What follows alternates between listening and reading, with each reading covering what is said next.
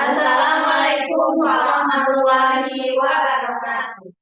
Kami di sini dari kelompok 2, di sini kami akan mempresentasikan materi pertemuan kedua, yaitu tentang masalah lingkungan. Dan sebelum kami memulai presentasi, di sini kami akan perkenalan diri, di mana di sini kami terdiri dari 4 orang, yaitu yang beranggotakan saya sendiri Nuria Fajia sebagai moderator dan juga pemateri pertama, dan juga rekan saya. Saya Tifa Kolbi sebagai pemateri dan saya Adike Mustika sebagai pemateri ketiga, dan saya Siti Sarah sebagai pemateri keempat. Baiklah, di sini topik pembahasan kita yaitu yang pertama tentang manusia dan kebutuhannya, yang kedua yaitu tentang latar belakang timbulnya masalah lingkungan, yang ketiga masalah lingkungan yang terjadi baik nasional maupun global, dan juga yang keempat solusi terhadap permasalahan lingkungan. Nah, materi pertama yaitu tentang manusia dan kebutuhannya. Nah, teman-teman, jadi di sini manusia memiliki kebutuhan dasar dan juga kebutuhan sekunder. Nah, apa saja sih kebutuhan dasar manusia itu?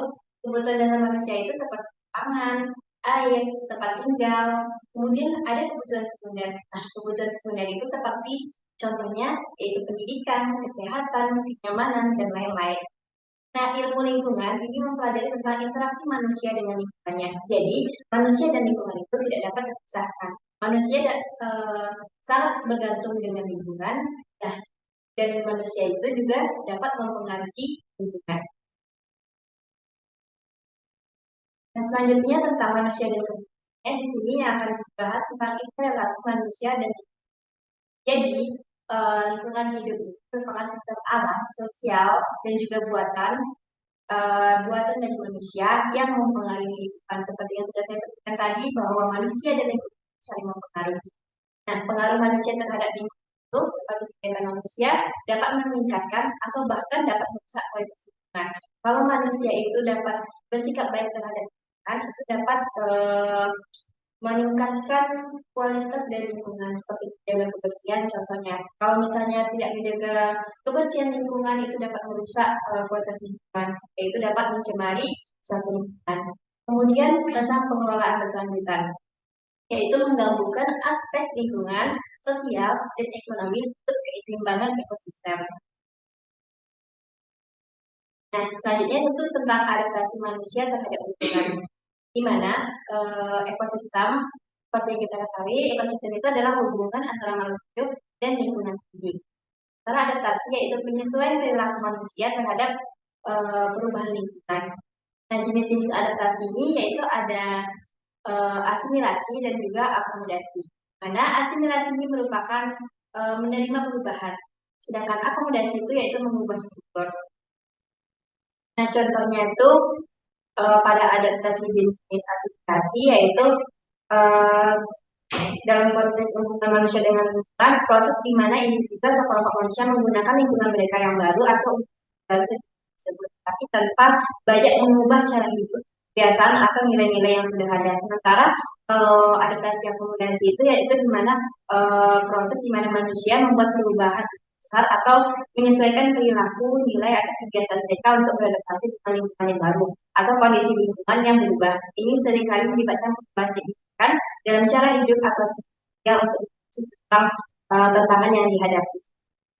Nah, adaptasi ini membantu manusia untuk bertahan dan berkembang dalam berbagai kondisi. Oke, selanjutnya tentang latar belakang masalah lingkungan.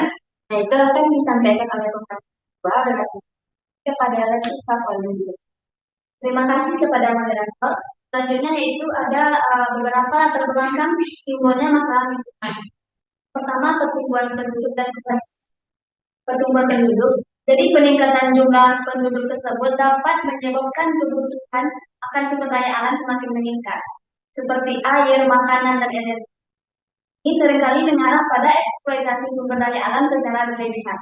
Selanjutnya, urbanisasi, perpindahan penduduk dari pedesaan ke perkotaan menyebabkan peningkatan penggunaan lahan, pengembangan infrastruktur, dan penurunan kualitas lingkungan perkotaan seperti polusi udara dan air, serta pengurangan ruang hijau. Yang kedua yaitu kurangnya kesadaran dan pendidikan lingkungan. Sama kurangnya kesadaran, jadi banyak orang yang masih kurang sadar akan pentingnya menjaga lingkungan. Ketidaktahuan ini seringkali menyebabkan perilaku yang merusak lingkungan, seperti pembuangan sampah sembarangan, penggunaan bahan berbahaya, dan kerusakan ekosistem. Kurangnya pendidikan lingkungan, tanpa pendidikan yang memadai, masyarakat mungkin tidak memahami dampak jangka panjang dari tindakan mereka terhadap lingkungan yang akan memperparah lingkungan nanti.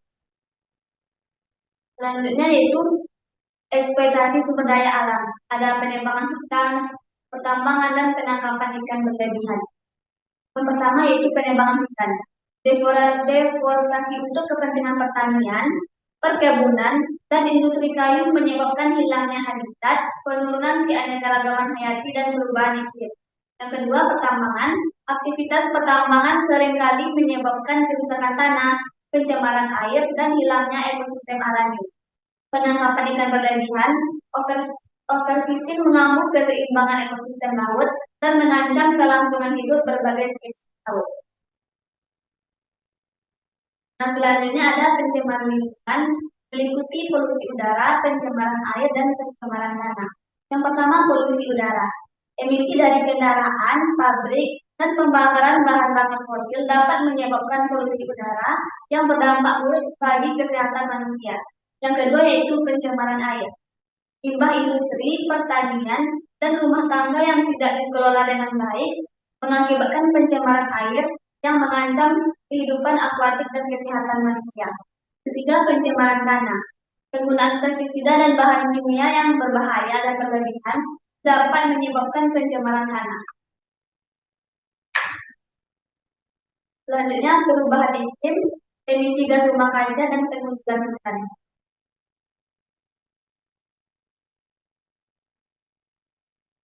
Yang pertama, emisi gas rumah kaca. Penggunaan bahan bakar fosil untuk energi, transportasi, dan industri menghasilkan emisi gas rumah kaca seperti CO2 yang menyebabkan pemanasan global dan perubahan iklim. Pengundulan hutan, hilangnya hutan sebagai penyerap karbon memperparah efek gas rumah kaca, mempercepat laju perubahan iklim. Selanjutnya, kebijakan dan regulasi yang tidak memadai, meliputi kurangnya penegakan hukum dan kebijakan yang tidak berkelanjutan. Banyak negara, regulasi lingkungan seringkali tidak ditegaskan dengan tegas, sehingga memungkinkan aktivitas yang merusak lingkungan. Kebijakan pembangunan yang tidak mempertimbangkan dampak lingkungan dapat menyebabkan degradasi ekosistem dan penurunan kualitas hidup. Sekian materi yang dapat saya jelaskan, saya kembalikan kepada masyarakat. Baiklah, terima kasih kepada Tifat penjelasan materinya. Selanjutnya yaitu penjelasan materi ketiga tentang masalah-masalah lingkungan yang terjadi baik nasional maupun global yang akan dijelaskan oleh rekan saya yaitu kepada kita. Silakan. Baik, materi selanjutnya yaitu mengenai masalah-masalah lingkungan yang terjadi baik nasional maupun global. Pertama kita harus mengetahui apa itu masalah lingkungan. Masalah lingkungan adalah segala bentuk gangguan, kerusakan, atau perubahan yang terjadi pada lingkungan akibat aktivitas manusia atau proses alam yang dapat berdampak negatif terhadap ekosistem, kesehatan manusia, dan keseimbangan alam secara keseluruhan. Masalah lingkungan terbagi menjadi dua, yaitu adalah masalah lingkungan nasional dan masalah lingkungan global. Pertama yaitu masalah lingkungan nasional. Masalah lingkungan nasional adalah masalah atau tantangan lingkungan yang berdampak signifikan pada suatu negara secara keseluruhan, mempengaruhi kualitas hidup, kesehatan masyarakat, dan keseimbangan ekosistem di tingkat nasional. Ada beberapa permasalahan hidup yang ada di Indonesia. Yang pertama yaitu permasalahan sungai yang tercemar. Selama 5 tahun belakangan ini, setidaknya 64 dari 470 daerah aliran sungai mengalami kondisi yang kritis. Hal ini disebabkan oleh beberapa hal seperti limbah industri, limbah domestik, limbah pertanian, dan masih banyak lainnya. Yang kedua yaitu ada kerusakan hutan. Masalah lainnya yang cukup besar yang terjadi di Indonesia adalah mengenai kerusakan hutan, mulai dari penebangan liar, pembukaan hutan, hingga baru-baru ini terjadi yaitu pembakaran hutan. Yang ketiga yaitu banjir. Fenomena ini sudah sering terjadi di Indonesia, bahkan sudah di kota-kota besar sudah menjadi aktivitas rutin yang harus dihadapi. Bahkan tak hanya musim hujan, pada musim kemarau pun banjir juga bisa terjadi. Selanjutnya yaitu abrasi. Abrasi adalah proses alami yang menyebabkan pengentasan tanah di daerah pesisir pantai akibat aksi ombak dan arus laut yang bersifatnya rusak. Selanjutnya yaitu pencemaran udara. pencemaran udara didefinisikan sebagai kehadiran suatu atau lebih substansi fisik, kimia, atau biologi dalam atmosfer yang dalam jumlah cukup untuk membahayakan kesehatan manusia, hewan, dan lingkungan.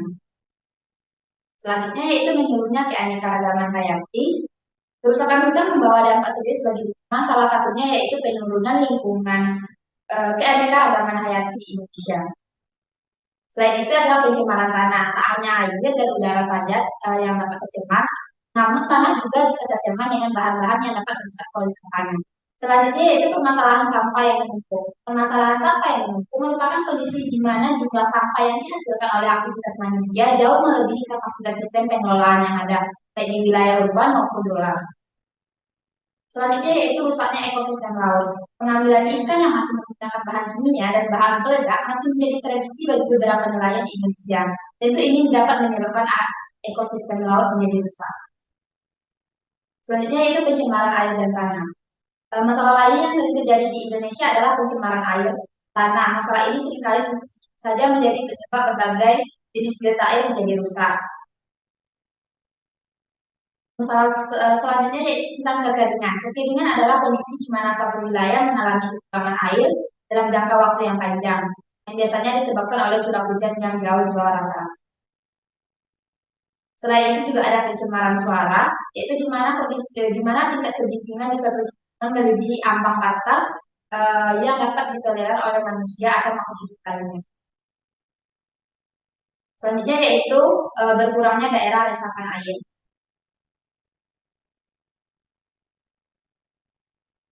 Selain masalah lingkungan nasional, juga ada masalah lingkungan global, yaitu masalah lingkungan global yang berdampak luas pada ekosistem kesehatan manusia dan berkeberlanjutan kehidupan di seluruh dunia.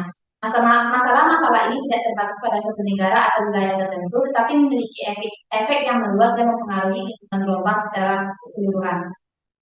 Ada beberapa masalah lingkungan global, yaitu yang pertama pertumbuhan penduduk dan penggunaan sumber daya alam yang tidak merata. Yang kedua yaitu perubahan cuaca global. Yang ketiga, lapisan es mencair dan kenaikan air laut. Dan yang terakhir yaitu pengasaman air laut. Sekian materi dari saya kembalikan kepada moderator. Baik, terima kasih kepada Yusuf yang sudah menjelaskan tentang materi masalah lingkungan. Selanjutnya yaitu materi tentang solusi terhadap permasalahan lingkungan. Nah, ini akan dijelaskan oleh rekan saya Siti Zahra kepada saya di slide. Oke, terima kasih kepada moderator. Di sini saya akan menjelaskan materi terkait solusi terhadap permasalahan lingkungan, di mana solusi ini terdiri dari beberapa macam. Yang pertama itu ada pengurangan emisi karbon, yang kedua konservasi SDA, yang ketiga itu pengelolaan sampah. Nah, yang pertama itu adalah pengurangan emisi karbon, di mana hal ini melibatkan langkah-langkah untuk mengurangi jumlah karbon, yaitu karbon dioksida dan gas rumah kaca lainnya yang dilepaskan ke atmosfer. Nah, solusi ini termasuk beralih ke sumber energi terbarukan. Yang kedua itu adalah konservasi SDA atau sumber daya alam. Nah, konservasi SDA ini berfokus pada pemeliharaan dan penggunaan berkelanjutan dari sumber daya alam seperti air, tanah, dan hutan. Hal ini termasuk ke dalam praktik seperti pengelolaan hutan berkelanjutan, perlindungan sumber air dari pencemaran. Yang ketiga itu ada pengelolaan sampah. Nah, di mana pada pengelolaan sampah ini mencakup beberapa cara untuk mengurangi serta mendaur ulang dan mengelola sampah secara efektif. Hal ini termasuk ke dalam praktik seperti pengurangan sampah di sumbernya. Misalnya itu seperti mengurangi kemasan-kemasan yang ada di lingkungan. Nah, yang selanjutnya yaitu ada kolaborasi global. Nah, di mana solusi dari terhadap permasalahan ini yaitu dapat diatasi dengan kolaborasi global, yaitu permasalahan lingkungan seringkali melintasi batas negara sehingga kolaborasi internasional sangat penting.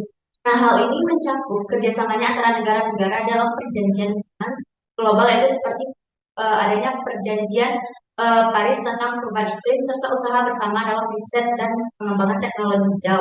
Nah, yang selanjutnya itu adalah pendidikan dan kesadaran lingkungan. Nah, di mana peningkatan kesadaran tentang isu-isu lingkungan yaitu seperti mendidik masyarakat tentang cara-cara untuk mengurangi dampak lingkungan adalah kunci untuk perubahan dalam jangka waktu yang panjang. Nah, pendidikan lingkungan ini dapat dilakukan di sekolah, baik itu di tempat kerja, dan bahkan di komunitas untuk mendorong perilaku ramah lingkungan dan partisipasi aktif dalam inisiatif pelestarian lingkungan. Nah, yang terakhir yaitu ada inovasi dan teknologi hijau. Nah, di mana teknologi hijau ini dapat seperti pengembangan dan penerapan teknologi yang ramah lingkungan, yaitu serta berkelanjutan juga. Nah, ini termasuk ke dalam inovasi dalam energi terbarukan, efisiensi energi, serta teknologi untuk mengurangi populasi, polusi, serta metode untuk mengelola dan mendaur ulang limbah. Dan teknologi hijau ini dapat membantu juga mengurangi eh, mengurangi dampak negatif manusia terhadap lingkungan serta mendukung pembangunan berkelanjutan. Baiklah, sekian penyampaian materi dari saya terkait solusi terhadap permasalahan lingkungan. Saya kembalikan kepada moderator. Baik, terima kasih kepada Sahara atas penjelasan pertama dari solusi terhadap permasalahan lingkungan. Nah, ini merupakan materi terakhir. Setelah berakhirnya penjelasan dari tadi, maka materinya kan sudah selesai. Ini untuk kesalahan dan kekurangan dari materi penjelasan dari kami mohon maaf jika ada yang bertanya. Kami nanti akan sesi pada materi ini dan juga nanti ada di saran. Setelah itu juga ada sesi diskusi dan pertanyaan. Mungkin sekian presentasi materi kami tentang masalah lingkungan.